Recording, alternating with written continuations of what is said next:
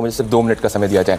ये Ilhan Omar US Congress में anti India resolution लेके आती है, जम्मू कश्मीर को भारत का अंग नहीं मानती। राहुल गांधी उनसे क्या डिस्कशन करने का प्रयास कर रहे हैं? मुझे बताइए कि कांग्रेस पार्टी और राहुल गांधी का स्टैंड एंटी इंडिया कैसे नहीं है? ये मेरा पॉइंट रिपोर्टेड 2010 की, जब ऑफिशियल रिपोर्ट है, India has lost substantial land to China. Fake news फैलाई, ओपन चैलेंज दे रहा हूं। होम मिनिस्टर अमित शाह ने एक भी बार शब्द मास्टर स्ट्रोक का प्रयोग किया, ऐसा है कि उस पर तो मैं अपने शब्द वापस ले लूंगा। झूठ फैला रहे हैं, फेक न्यूज़ फैला रहे हैं। मास्टर स्ट्रोक शब्द का प्रयोग होम मिनिस्टर अमित शाह ने कहते हैं। नेहरू जी कहते हैं, इनॉग्रेट करते हुए एक्स क्रिमिनल ट्राइबल कॉन्फ्रेंस, कहते हैं नेहरू जी ये कहते हैं कि मैं शेड्यूल क्लास और एसटी के रिजर्वेशन के हक में नहीं हूं, उनको रिजर्वेशन देने से इंफीरियरिटी कॉम्प्लेक्स होता है। ये नेहरू जी ने कहा। आपने जो 2 चीजें जोड़ी ना, ये बहुत गंभीर है। बिल्कुल नहीं, एक मिनट, 1 सेकंड। आपने 2 चीजें जोड़ी। एक आपने ये कहा इल्हान उमर जो कश्मीर को अलग देश बनाना चाहती हैं, उनसे मुलाकात की, और दूसरा आप कह रहे हैं कि जम्मू कश्मीर में इन्होंने एक ऐसी पार्टी से गठबंधन किया जो अफजल गुरु को आतंकी नहीं मानती। Open statement. आपका आरोप क्या है? क्या कांग्रेस पार्टी कश्मीर को आजाद कराना चाहती है? क्या कांग्रेस पार्टी देश को तोड़ना चाहती है? मैं बता रहा हूं। चलो भाई देखो अब मैं क्या करता हूं।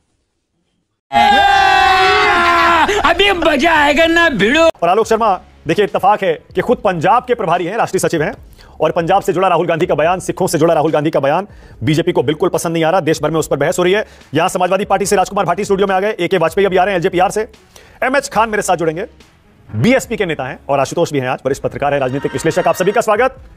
आलोक जी, आपसे शुरू कर रहा हूं। ये इल्हान उमर के साथ जो तस्वीर आई है, आलोक जी पहले इस पर बात कर लें थोड़ा सा। क्या जरूरत थी इल्हान उमर से राहुल गांधी को मुलाकात करने की, या फिर ये जो विवाद हो रहा है गैर जरूरी है, ये मुलाकातें चलती रहती हैं?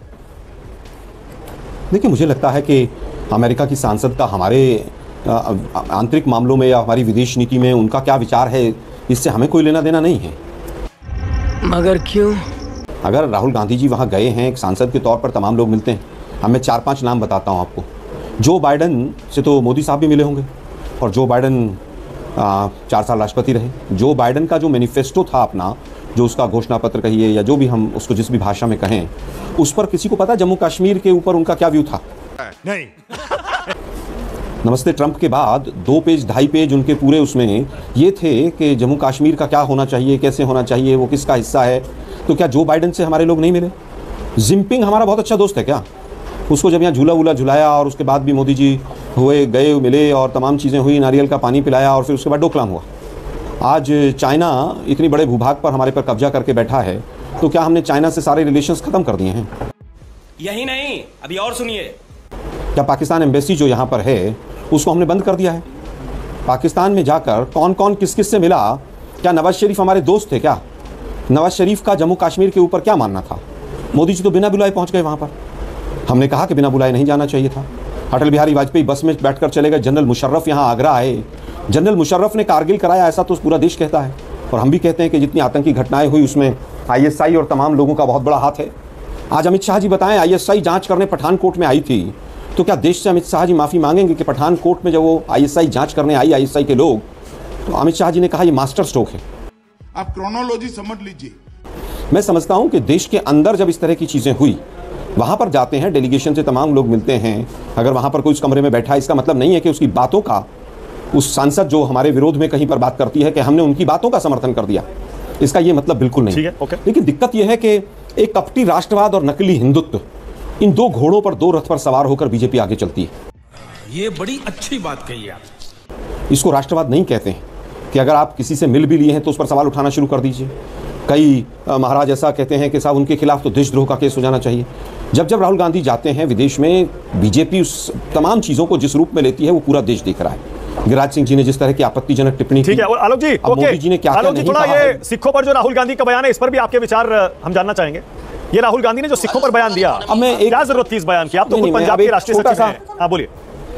अब एक बात बताइए मुझे, ये हमारे विदेश मंत्री साहब हैं, ये कह रहे हैं कि what am I going to do as a smaller economy? I'm going to sort of go pick a fight with the bigger economy. कि चाइना के साथ मैं बड़ी इकोनॉमी है क्या, मैं चाइना के साथ हम छोटी इकोनॉमी है क्या, हम लड़ाई करें? ये देश का विदेश मंत्री कह रहा है, लेकिन ये राष्ट्रवाद है इनका, बीजेपी का। शर्म करो शर्म। इनके राष्ट्रवाद की परिभाषा बड़ी अजीब है। पुलवामा हो जाए तो मोदी जी उसके ऊपर वोट मांगते हैं कि शहीद हो गए हैं लोग, इसलिए मुझे वोट दे दो। मतलब शहादत के ऊपर देश का प्रधानमंत्री वोट मांगता है, अपनी नाकामी के ऊपर। चाइना को क्लीन चिट देश का प्रधानमंत्री देता हो कि ना कोई आया है, ना कोई घुसा है, ना कोई घुसेगा। उस पार्टी के लोग कहते हैं कि वो कमरे में क्यों बैठ गई एक सांसद जिसके ऐसे विचार हैं। बात तो सही है। ये किरेन रिजिजू आज जवाब दे रहे थे आलोक जी करने का काम चीन पर। राहुल गांधी ने जो कल कहा कि दिल्ली जितनी जमीन पर चीन कब्जा करके बैठा है, किरेन रिजिजू कह रहे हैं मोदी जी के आने के बाद कोई जमीन नहीं कब्जाई गई, सारी पहले की कब्जाई हुई है। देखिए, किरेन रिजिजू जी अरुणाचल प्रदेश से आते हैं, वहीं उनके जो सांसद थे तापिर गांव, उन्होंने क्या कहा था किरेन रिजिजू जी, क्या उसका भी खंडन करते हैं? ये फंस गया सीएम, इसे पार्टी की मीटिंग समझ के फंस गया। अमेरिका जहां पर आज राहुल गांधी जी गए थे और वहां से जो सैटेलाइट इमेजेस आए उनका भी खंडन करते हैं। जो गांव के गांव बसा दिए, क्या उसका भी खंडन करते हैं? वो सैटेलाइट इमेजेस भी झूठ बोल रही हैं। वो लेह लद्दाख की पार्षद भाजपा की, क्या वो भी झूठ बोल रही है? और सबसे बड़ी बात, इनके एक पूर्व सांसद सुब्रमण्यम स्वामी जी, क्या वो भी झूठ बोल रहे हैं? नहीं, हम तो कह रहे हैं कि अगर वो झूठ बोल रहे हो तो उनके ठीक है, ओके। आलोक जी अब सिखों के बयान पर आइए, क्योंकि बीजेपी ने आज भी सोनिया गांधी के घर के बाहर प्रदर्शन किया। क्या जरूरत थी राहुल गांधी को बयान देने की? हालांकि सफाई जरूर आई कुछ कांग्रेस पार्टी के नेताओं की तरफ से कि उनके बयान को गलत तरीके से पेश किया जा रहा है, पर उन्होंने तो साफ साफ कहा है पगड़ी, कड़ा, गुरुद्वारा, ये सब बोला है। अब एक छोटा सा मैं पहले वाले सवाल का एक उत्तर और दे देता हूं आपको। हाँ। ये दो फोटो हैं, इसको जूम करके देखिए कौन है ये। दिखाइए जरा भाई। ये मोदी जी नवाज शरीफ से 9 से 10 बार मिले थे कि नहीं मिले थे? हाँ। ये नवाज शरीफ तो हिंदुस्तान के बहुत अच्छे मित्र होंगे, पर वो तो प्रधानमंत्री थे आलोक जी। ये बेकार की राष्ट्राध्यक्षों की तो मुलाकात होती है। नहीं, मैं कह रहा हूं प्रधानमंत्री मिल सकते हैं जो हिंदुस्तान का विरोधी है, बिना बुलाए जा सकते हैं। क्या हो गया मानक जी आप लोगों को भाई? और एक आम आदमी नहीं मिल सकता, एक सांसद नहीं मिल सकता, प्रधानमंत्री मिल सकते हैं। मतलब ये प्रधानमंत्री की पदयात्रा देख रहे हैं आप, यहां 10 कदम चलते हुए देखा कभी देश के प्रधानमंत्री को?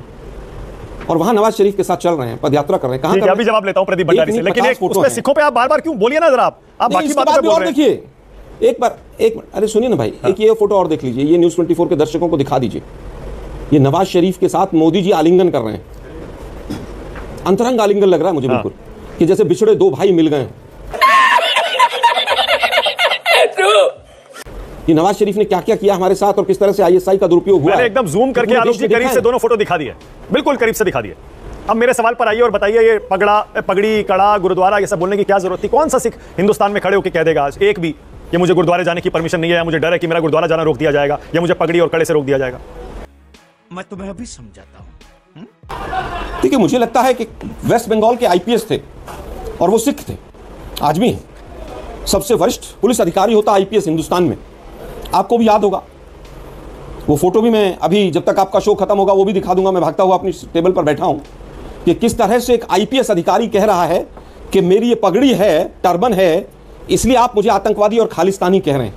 और भाजपा के कार्यकर्ता चारों तरफ से घेर के खड़े हुए हैं उनको। कौन है ये लोग? कहां से आते हैं? उस फोटो को अगर न्यूज़ 24 दिखाएगा तो बीजेपी वालों को समझ आ जाएगा कि वो क्या कह रहे हैं। एक घटना नहीं है ऐसी, जब किसान आंदोलन हुआ तब क्या हुआ, और देश के प्रधानमंत्री तो पूरी तरह से कपड़ों से दंगाइयों को पहचान लेते हैं। मतलब कपड़ों से पहचानने का कौन सा फार्मूला है?